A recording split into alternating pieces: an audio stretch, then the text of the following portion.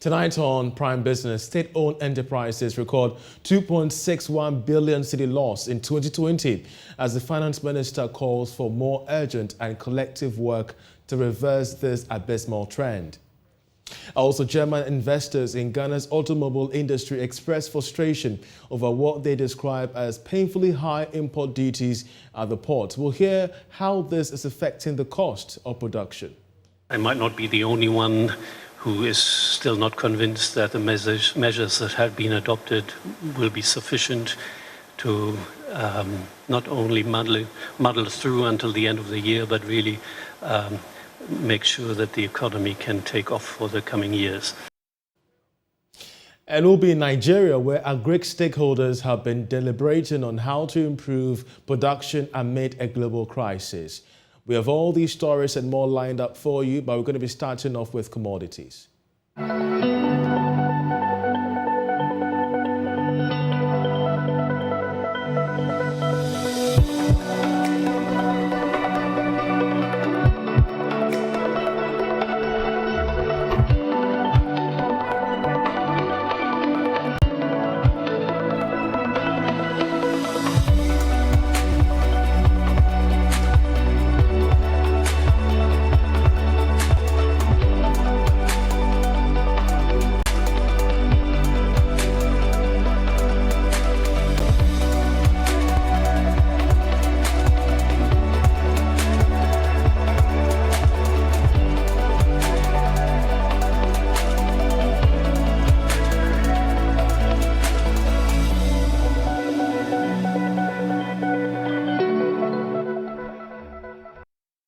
Now, state-owned enterprises recorded 2.6 billion cedi loss in 2021 alone. Now, this, however, represents nearly 50% improvement over 2019's aggregate loss of 5.16 billion cedis. The Finance Minister, is calling for more urgent and collective work to address these losses. Charles Nixon Yeboah has more. According to the report, revenue recorded by the state-owned enterprises was 20% higher than the year 2019, indicating some encouraging signs going forward. However, out of the 132 entities, only 79 submitted their audited financial statements. Thus, the Finance Minister, Ken Ofori-Atta, is worried and wants the trend to be reversed. He, however, said stringent steps are being taken to ensure that the 41 entities that could not honor their reporting obligations do so in the next reporting cycle. Joint venture companies, on the other hand, achieve an aggregate net profit of 11.81 million cedis as compared to 1.05 billion cedis recorded in 2019, representing a significant decline. The devastating impact of the COVID-19 pandemic impacted on their performance significantly. Going forward, the Finance Minister said state enterprises are a critical part of the journey to fiscal consolidation and macroeconomic stability. Therefore, non-productive and imprudent approaches must be abandoned for more innovative methods to enable the institutions to comply with the directives emerging from Cabinet at its first quarter meeting.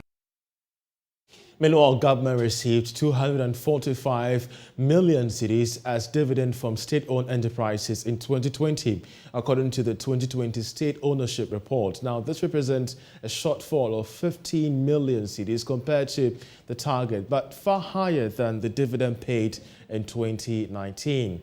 Away from that, German investors in Ghana's automobile industry are expressing frustration over what they describe as painfully high import duties at the port, which have increased their cost of production by 15%.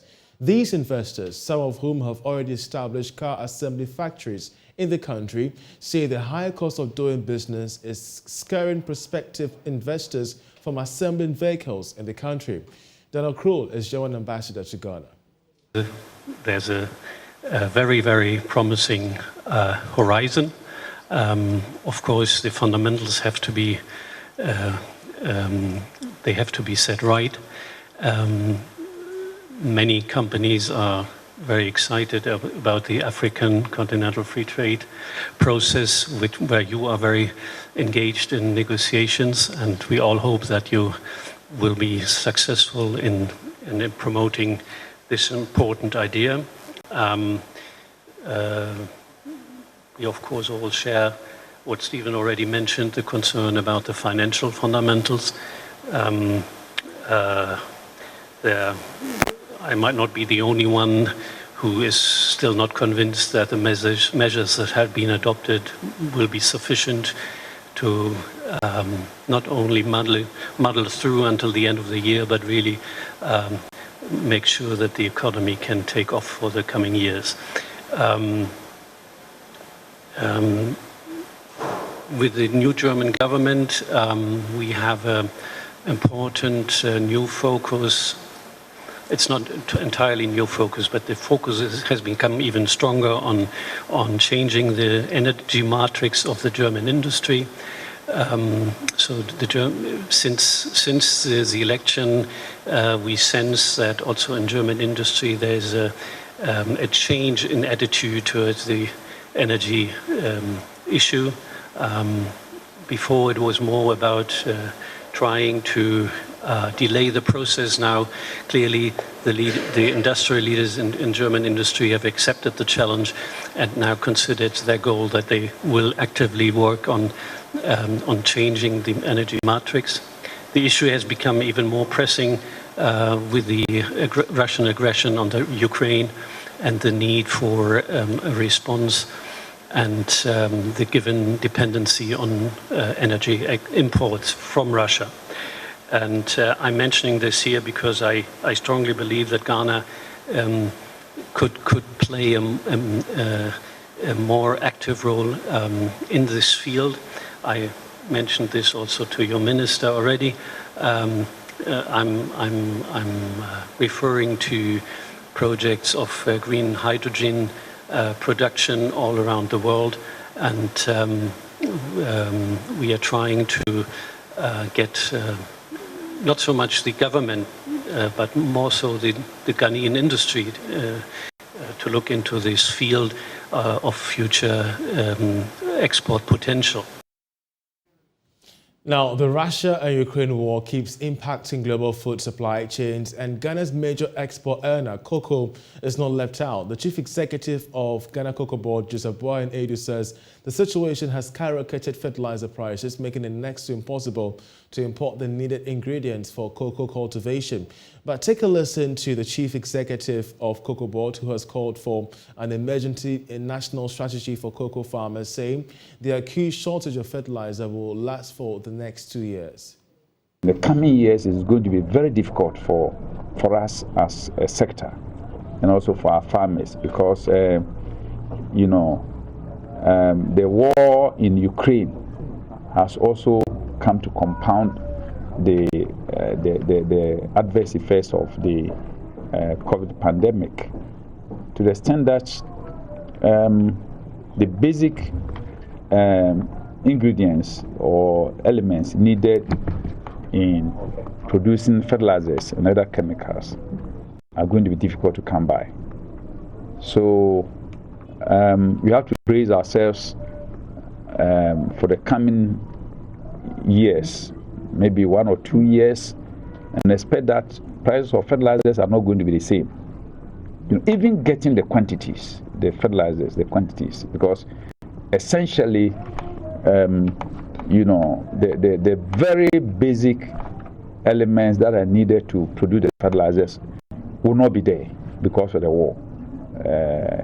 So it will mean that management committee will have to come up with strategic direction, and then some strategic guidelines for our farmers. It has also affected all the parts of the industry, including the Cocoa Research Institute. So in these difficult times, we are calling on the new management to give leadership. There's one issue: show your class. We want you to provide the leadership that will ensure prudence in the management of affairs at Cocoa Research Institute. We believe that, with time, we will overcome these difficulties. the situation had also been aggravated by the attack in Ukraine, that the ongoing war in Ukraine. And Craig is going to be more affected because you are talking about the the active ingredients that will be needed in the production of essential inputs, fertilizers and chemicals. Ukraine is affected, so getting our sulfate ammonia is going to be difficult. The same Belarus, and then Russia. These are the centers where we get these basic, elements. We still stay with the agri sector because a delegation of some researchers, scientists and policymakers from Ghana are in Nigeria to deliberate on collaboration to improve agri production in West Africa. My colleague Emma Davis joins us from Abuja with an update. Of course, she's with the executive of Ghana's National Biosafety Authority, Eric Okore. Emma, take it away. Hi, Charles. So we are in Abuja and we had a stakeholders meeting today. We discussed the success of biotechnology in Nigeria, and I must say it's quite impressive. And I have with me here the Chief Executive of the Ghana National Biosafety Authority, who is going to tell us what necessitated today's meeting with Nigeria to share some notes on biotechnology. So, Mr. Okore, please take it away. Yeah, so I will first start by what biotechnology does. The Ghana Science, Technology and Innovation Policy has made it clear that Ghana will use the precision technologies to support the socio-economic development of the country. And it mentions biotechnology and nanotechnology. And so scientists have been using these to come out with products to support food security in the country. It used to be conventional biotechnology where pollen were transferred physically by plant breeders. But at this point, it is turning into modern biotechnology where through genetic engineering, they go in and isolate any gene of interest and then they transfer. And so that is what biotechnology is doing for the country. Now, what necessitated this nose comparison between Ghana and Nigeria is that both have passed their biosafety laws. And the biosafety laws are based on the common law. It's a common law type of laws. So what Ghana is doing and what Nigeria is doing are similar. And so it happens that Nigeria has gone ahead by releasing some products of biotechnology, and there hasn't been any problem with that. So the National Biosafety Authority and some other stakeholders visited Nigeria to understudy what has been done here in Nigeria, and also to compare it with what we are doing in Ghana, so that the Ghanaian system will be better informed and better structured to regulate products of modern biotechnology so that the products will be useful to Ghanaians. Okay, so agriculture, COVID has recently taught us that agri is a key role or a key pointer in achieving sustainable development. How does biotechnology play a role in this? So you see, right from the beginning of agriculture, biotechnology is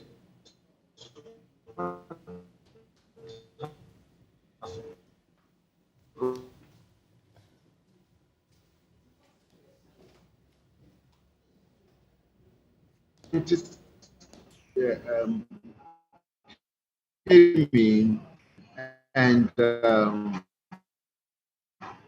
started using the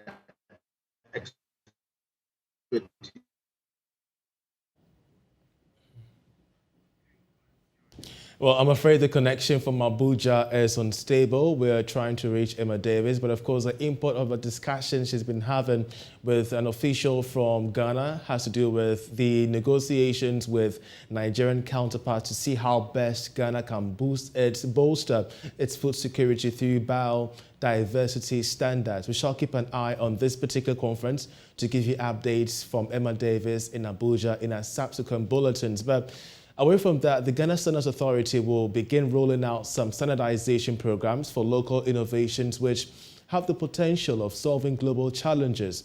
According to the Director General of the Authority, this will deal with issues relating to patents. Take a listen to him. You need to have, for me, I call it a family conversation on how to bring those who are working. I mean, take Swami Away or Makola or any of the informal markets. We are dead as a country. So why are we not figuring out what it takes? And they are organized. If you go to Swami alone, you get at least 200 different associations, all with their heads and with their constitutions. If you go to Makola, the Queen Mothers are organized. We just haven't thought of how they think, because let's face it, we have also been biased. We just take the Western model and think it works. Asusu and Co have worked that, later they came and called it microfinance. Now we say it's microfinance. I mean, it's frustrating because we have good things. And I know as university people, you guys will blame us, and you are right, that we, the professors, haven't probably domesticated these things enough, or rather, having used the traditional wisdom and given it a scientific explanation. And in fact, my final point would be that look at Veronica Bucket, a Ghanaian creation. We did not give it an exciting name. We did not give it a patent, and the whole world is using it. But the poor Madame Vero, she's still around, she's alive. She didn't get 1 penny from it. I mean, it's painful. If she had been of a different color, trust me, we would have said, wow, V bucket and the whole world, and we'll import it. And so it's really that we have everything, but we just need to position them well, work with each other, especially those who come with the ideas, and most of whom will tend not to have a degree, but they are creative, they are blessed with the creativity, and help to formalize it. And then if we do that, and definitely the Standards Authority has said that we are coming up with standards for those products. I mean, we've started already, and this year we'll roll them out so that they can have at least a mark saying that this is standardized. That would give confidence, and that would definitely give market access. If they start making their money, they will also send their children to school to manage their businesses and keep some of us unemployed. Now, Seagull Ghana Limited, dealer in HLP branded products from India, says it will support the Ghanaian economy through the creation of job opportunities. The company, in a meeting with local dealers, said it was poised to leverage various opportunities presented them to expand and cushion the teeming unemployed youth. Here is the Chief Executive Officer of Seagull Ghana Limited, Milind Garud. At the company's meeting with earth dealers in the country, they revealed plans to expand earth operations to other parts of the country. The Ghanaian-based Indian company vowed to partner other companies in that quest. Here's the Chief Executive Officer for the company, Milind Garud. Trip to India for the dealers, making maximum number of business. We'll come out with the figures, and we will reach you personally for details. Meanwhile, before we close, I will request you to join us for dinner at the restaurant. The floor is open for the questions now, if you have any. Seagull Ghana Limited says it will also digitize its operations and promote small-scale businesses. Now, Star Assurance Ghana says its new product, Pokua Insurance, a virtual assistant, is open to all customers. Now, according to the Chief Executive for Star Assurance Ghana, Boatima Bafoewia, the company remains committed to leverage technology to make insurance easier and more convenient for its customers and beyond. She revealed that the company will continue to invest in digital tools to expand its operations. At the launch, the Chief Executive Officer of Star Assurance noted that the company will continue to invest in digital tools to expand its operations. She explained that the Pokua Insurance is not only limited to smartphone customers, but other phone users to access the services, as well as direct brokers, agents, and other partners who do businesses with the company. Here's the Chief Executive Officer for the company, Boatima Bafoewia. Our biggest thing is we want to ensure that insurance reaches everybody. As you know, the insurance penetration is very low, and Pokua has both the USSD and the WhatsApp Insure. So even if you can't go on WhatsApp, you always have the option of using your YAM phone or any other phone, and you get the same services end to end, very easy. You can buy insurance policies, you can renew insurance policies, as well as lodge your claim and check the process at what point your claims is at. She explained the uniqueness of the product and the need to embark on such innovative ways of reaching out to its customers. Now, what makes Pocua different from other virtual assistants in the market is that we've actually taken into consideration our intermediaries, which is our brokers and our agents, and they can actually do the policies for their clients through Pocua. So that is something that is different from other insurance companies who have launched their virtual assistants. Pocua Insurance is a strategic approach by the company to reach out to the insuring public. Now, as the country deals with issues of growing unemployment, a certified human resource business partner at Talent Human Capital has emphasized the need for young people to turn their attention towards emerging job opportunities on the global market. Speaking at the Kumasi Digital Jobs Fair, Emmanuel Ejapon said emerging opportunities are driven by technology, hence the need for improved education for such opportunities. Daniel Juma was at the Digital Kumasi Jobs Fair and has filed this report. It is estimated 133 million jobs will be created by 2030, with 75 million jobs being lost to technology. Unemployment remains a major challenge in Ghana, despite efforts by government to deal with it. Emmanuel Ejapon explains job seekers will need modern skill sets to fit into the modern job market. What you have is what you learned from university. It's a standard for you. But what can get you the job is the skills that you have. That's why we came to identify the jobs, the skill sets. So we need a skill set for the next couple of decades. That's why we analyze it. So you need adaptability, you need problem solving, you need creativity, you need analytics. That will help you. So if you are there and you say that, oh, media IT, no, media yeah. They're going to catch you because your job that you need must go through a certain process. We call it ATS. That job is also prescribed by what we call machine learning. So when it goes through the system, it then sieves it before it gets to the employer. So if you don't understand these things, you won't get it. The event brought together young people of diverse backgrounds to learn about emerging job opportunities and how to apply for them. Players in various industries pitched camps to interact with participants at the event. Project lead at Kumasi Hive, Priscilla Sewa Jesse, believes the fair creates the needed opportunities for the youth. Today we have various industrial partners here who are exhibiting their vacancies here for the attendees of the program.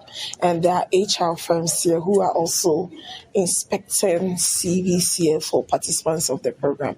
The industrial partners, after everything, would make their vacancies available to participants, and whoever qualifies to be in there gets an opportunity. Let's now bring you up to speed on best ways by which you could invest your money in today's edition of Money Tips.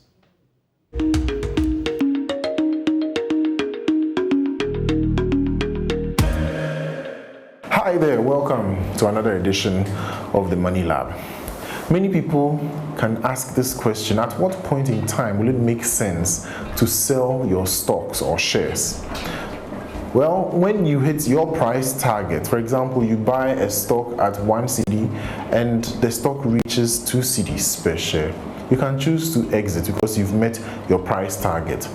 Also, you can consider the fundamentals or the quality of the reports, the financial reports of a company, and choose to exit.